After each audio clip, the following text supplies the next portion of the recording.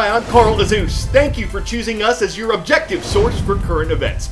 Popular college majors in America include business, engineering, nursing, psychology, and biology, but there are millions of jobs opening up in a field that may not require a college degree, and the shortage of workers in it is threatening to hurt the U.S. economy. Since last year, that economy has been roaring back from the shutdowns of the COVID pandemic. It's missing workers in the field of manufacturing. Welders are needed. Machinists are needed. Companies have had problems filling these jobs for years, and they say it's only gotten worse. According to a study published Tuesday by the Deloitte Professional Services Network and the Manufacturing Institute, more than 2 million manufacturing jobs could go unfilled by the year 2030. Leaders in the field say many young Americans don't want to work in factories or don't know that there are jobs available there.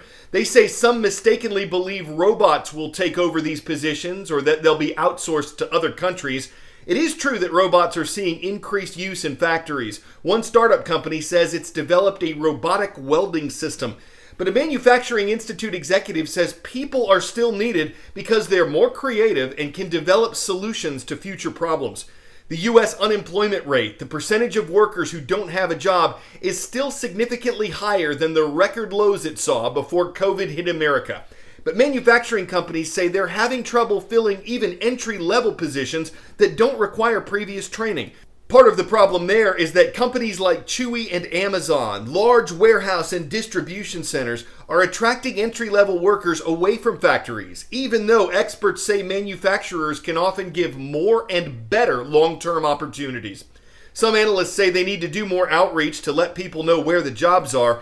In the month of March, American manufacturing hit its highest level in 37 years, according to the Reuters news agency. 10-second trivia. Which of these nations borders the Black Sea? Poland, Moldova, Ukraine, or Greece?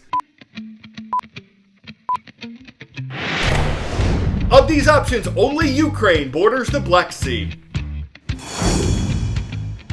Crimea is a peninsula in the Black Sea. Officially, it used to be part of Ukraine, but Russia annexed it, meaning Russia took it over in 2014 after Crimeans voted to be part of Russia. At that time, Russian President Vladimir Putin said Crimea's government followed international law by holding the vote, but critics say it was not a fair election. The Obama administration, which led the U.S. in 2014, said Russia's annexation of Crimea broke international law and that the U.S. wouldn't recognize it. Most other nations have also refused to recognize Crimea as being part of Russia, but the peninsula has functioned as a Russian republic since 2014, and it gives Russia a strategically important warm water port in the Black Sea. What's happened in Crimea is one example of a deep divide in Ukraine. The country used to be part of the Soviet Union, which was dominated by Russia. Today, many Ukrainians identify themselves as Russian, while many others do not and want to have closer ties with Europe. There's been an armed conflict in Ukraine since 2014, with Russia supporting the side that wants independence from the Ukrainian government.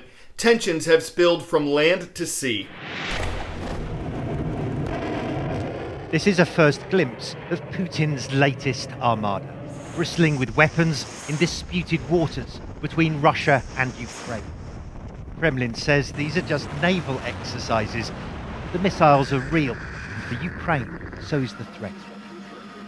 Ukrainian vessels on the strategic Sea of Azov have been warned to steer clear.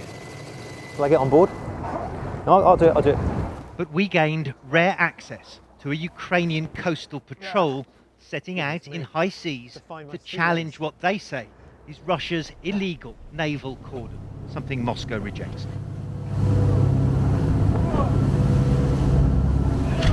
In recent weeks, the Ukrainian Navy says its boats have been harassed by Russia, with Moscow shifting its military focus. So we've come out here to the very rough Sea of Azov, as you can see, as Russian forces pull back their troops from the border of Ukraine. They're redeploying naval forces here into this sea of Azov, raising concerns in Ukraine and around the world that the military pressure they're applying on Ukraine from the land is now moved to the sea. The commander of the patrol boat tells me how Russian forces are increasingly behaving aggressively, blocking access, he says, to what should be shared waters, even stopping what are routine coastal patrols. On cue, the Russians make radio contact. This is boat 444, says the message, reminding you to keep a safe distance. Confirm you're receiving the Russian voice command. We see you, Ukrainian sailor responds, but we're proceeding according to plan. All right, so we've come to a stop now. You heard the captain there say there's a Russian ship in the horizon. You can just see it over there. It's a Russian Coast Guard ship.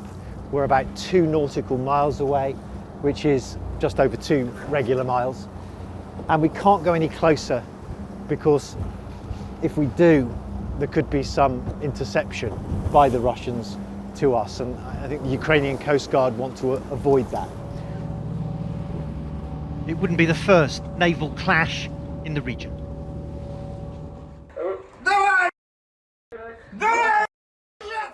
This is the extraordinary moment the Russian Coast Guard rammed a Ukrainian tugboat in the area back in 2018.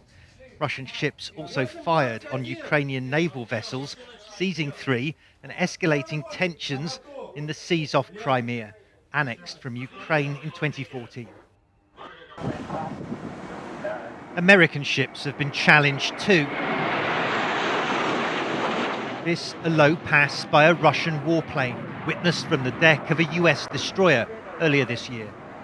Now tensions on the seas are ratcheting up once more.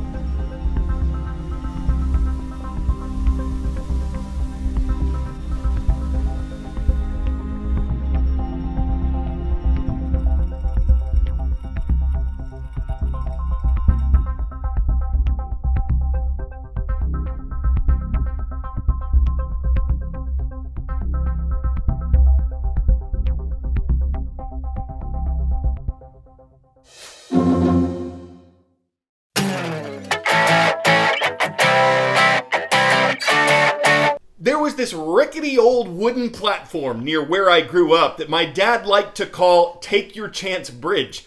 Hopefully, this is nothing like that. At almost 1,700 feet long and more than 570 feet above a river, this is the longest pedestrian suspension bridge in the world. It takes about 10 minutes to walk across it. It costs $2.8 million to build it. And if you find yourself in Portugal with $14 in your pocket, you too can take a chance, unless it's a bridge too far. It is a long way from Madison County. The water beneath it is not the River Kwai. It's probably not a bridge of spies, and it doesn't lead to Terabithia. But while it'll keep you in suspense, it hopefully won't leave you there. While it'll help you cross, it hopefully won't leave you cross. And once you get there, you'll be able to say you are well traversed in crossing bridges. I'm Carl Azus for CNN 10. Today's shout out goes out to the Fessenden School. It is located in West Newton, Massachusetts. There is one way to get your school mentioned on CNN 10. Please subscribe and leave a comment on our most recent show at youtube.com/CNN10.